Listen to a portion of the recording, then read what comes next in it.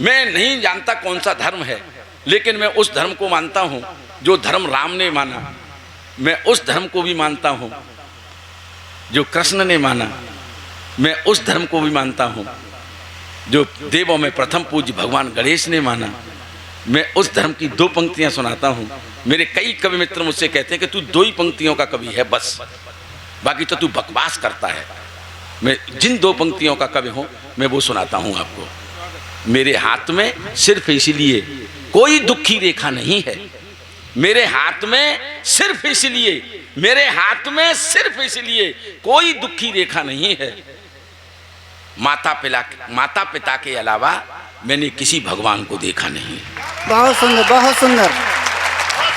मेरे हाथ में सिर्फ इसलिए कोई दुखी रेखा नहीं है।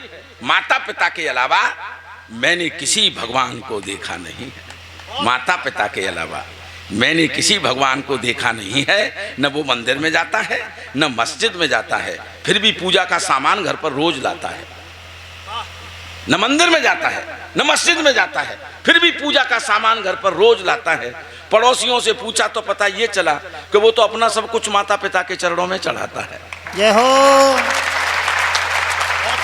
अगर लोग इसको ही धर्म मान लें तो राम भी बन सकते हैं और कृष्ण भी बन सकते हैं।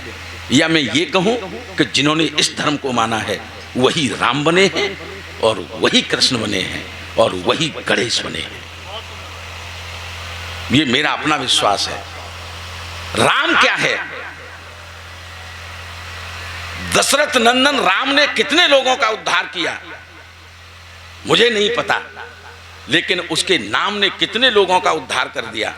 मैंने एक पत्रिका में शिव कुमार भाई एक समाचार पढ़ा कि आखिर राम का नाम कितने बार रटा जाए जिससे हमें मोक्ष की प्राप्ति हो जाए। मैंने उसका जवाब उस समय नहीं दे पाया, लेकिन आज जब मैंने दे दिया तब स्वामी स्वरूपानंद जी ने, जो शंकराचार्य हैं अपने देश के, उन्होंने इस छंद को सुना तो मुझे कहा कि भाई मैं तो, मेरी कल्पना से परे है कि कोई हास्य का कवि इस तरह का छंद भी लिख सकता है। सुनिएगा वाकर। स्वागत है दादा। तासीर देखना राम के नाम की, केवल किसी से आपको प्रमाण पत्र नहीं लेना है, स्वयं अपने अनुभव की चीज। आपका अनुभव आपको कराना चाहता हूं। आपका अपना अनुभव है, मेरा कुछ भी नहीं। आपका अनुभव है, मेरा अनुभव है, व्यास का अनुभव है, रजनीश का अनुभव है, आदरणीय नेताजी का अनुभव है, किंकर का अनुभव है।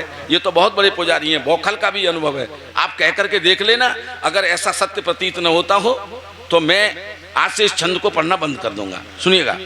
स्वागत है। एक बार कहने से, एक बार, हे राम, अरे राम, एक बार कहने से थके थके लगते हो, इसका परिणाम भी तुरंत मिल जाता है। इसका परिणाम भी तुरंत मिल जाता है। अगर किसी के सामने आप ऐसे कहते हैं अरे राम, तो वो कहेगा यार थका हुआ आदमी है, इसको विश्राम करवाओ। एक बार कहने से थके थके लगते हो, इसका परिणाम भी तुरंत मिल जाता है। दो बार कह करके दोनों देख लीजिएगा, आपके बदन का रोम रोम खिल जाता है। वाह वाह वाह, बहुत सुंदर। राम राम सा, राम राम सा। अरे भाई साहब आ भाई साहब, दो बार कह करके आप देख लीजिए, दो बार कह करके दोनों देख लीजिएगा, आपके बदन का रोम रोम खिल जाता है। 3-4 बार यदि धोखे से भी कह गए अरे राम राम राम राम, 3-4 बार यदि धोखे से भी कह गए, होता है एहसास और बदन तन जाता है। और माला की तरह आप फेर कर देख लो, मेरे राम जी का नाम ही भजन बन जाता है। जय हो, जय हो। मेरे राम जी का नाम ही, मेरे राम जी का नाम ही भजन बन जाता है।